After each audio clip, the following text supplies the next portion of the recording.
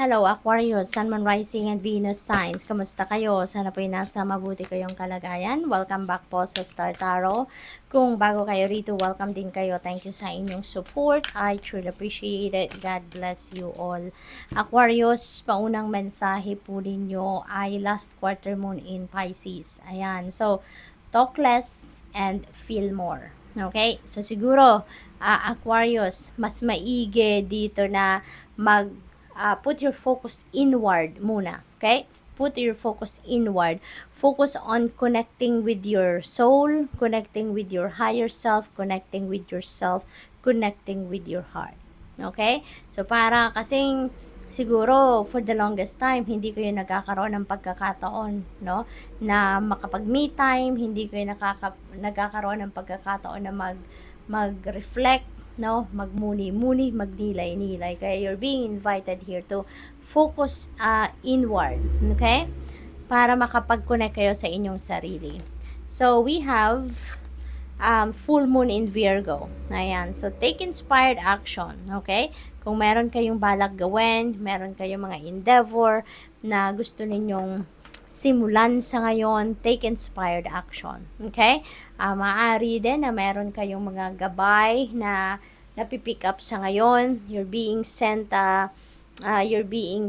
intuitive messages, no? Maybe signs, symbols, synchronicities dito Aquarius, and you can do that, no? You can use that, no, para na makapag-take action kayo towards whatever it is that you want to manifest sa buhay ninyo. Okay?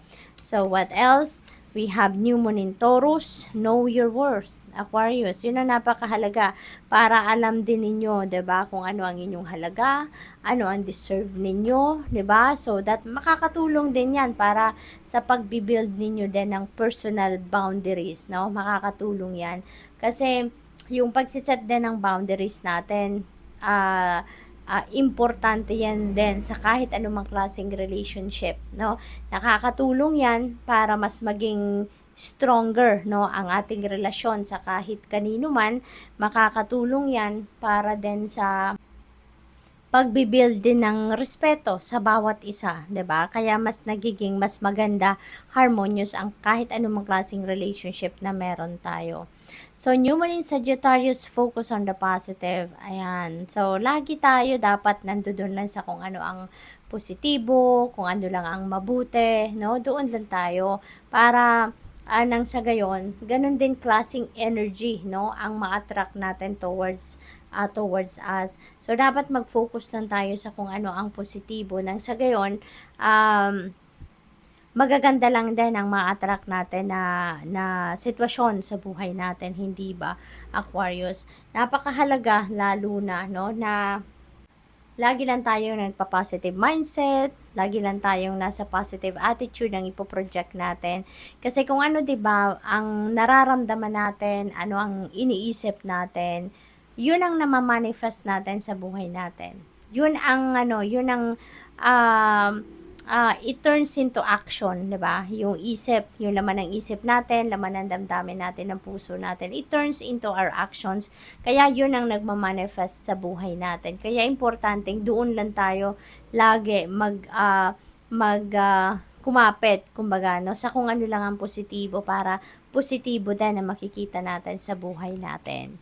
So, we have full moon in Cancer. Let your fears dissolve. Okay? Let your fears dissolve. Kasi, kung papairali natin lagi ang takot, we're not going anywhere. Wala kayong mararating. Wala kayong mapupuntahan. Kasi, you will always be prevented by your fear. No? Lagi kayong pipigilan ng takot ninyo para mag-take action kayo para doon sa inyong pagtatagumpay, para sa doon sa pagkamit ng inyong mga pangarap, no, sa achieve ninyo ng kung ano man ang mga goals ninyo. Kaya lagi dapat, Aquarius, na doon tayo lagi sa positibo, tanggalin natin yung takot natin, at makikita ninyo na you will be fearless, 'di ba? Yung mararamdaman ninyo, lagi kayong driven, mas magiging porsigido, mas lalo kayong magiging determinado, yung ganun ba, no? So, what else? We have first quarter moon in Pisces, honor your feelings. Napakahalaga din nito, Aquarius. Huwag ninyong ang tawag dito, wag din yung isuppress kung ano man ang inyong mga nararamdaman. Feel it, ramdamin ninyo. Kung yan ay tuwa, ramdamin ninyo kayo talaga ay natutuwa, maging masaya kayo. Kung kayo'y malungkot, feel the sadness, no? Kasi pakiramdam ninyo yan eh, no? That is your emotions, that is your feelings. Kaya dapat lang na iramdamin ninyo, no? Wag na ninyong isuppress yan kasi the more na the more na sinusuppress ninyo kung ano man ang klaseng nararamdaman ninyo, no, saya man yan, lungkot man yan, excitement man yan, parang it will turn out to be like para na kayong walang pakiramdam, no? Baka dumating kayo sa puntong parang bato na ang puso ninyo, na wala na kayong nararamdaman sa sarili ninyo, 'di ba? Kaya honor your feelings, napakahalaga nun, no? Kung masaya kayo, ramdamin ninyo yan. Kung malungkot, ramdamin ninyo yan. So, tingnan natin kung ano pa ang ganap dito for Aquarius.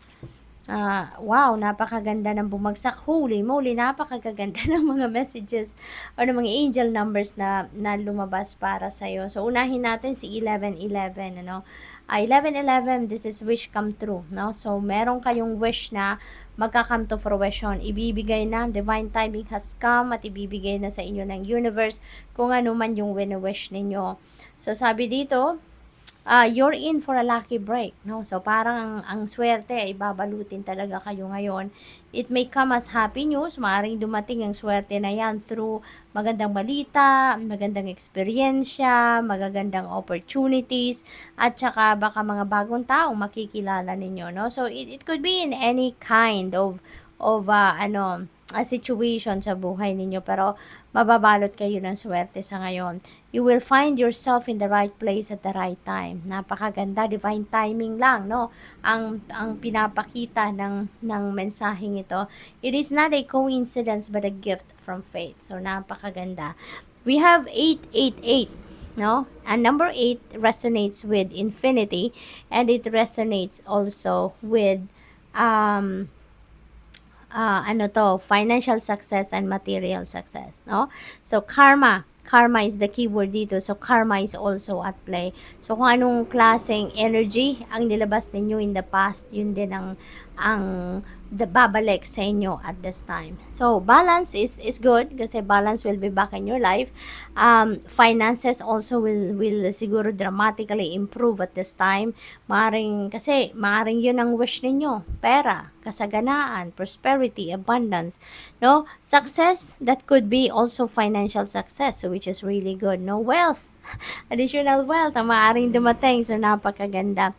So, a lot of money is coming your way. Holy moly, Aquarius, swerte-swerte ninyo sa ngayon. Maraming pera daw ang paparating sa inyo. Fortune refers to more than just monetary and material success.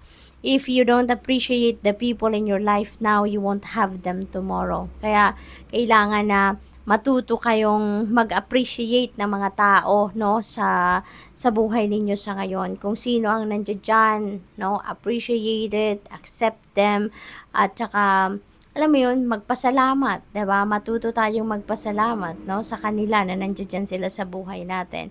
This message encourages you to take personal responsibility and use it to realize your greatest potential. Okay? So good luck. Thank you for watching. Love and light. Namaste.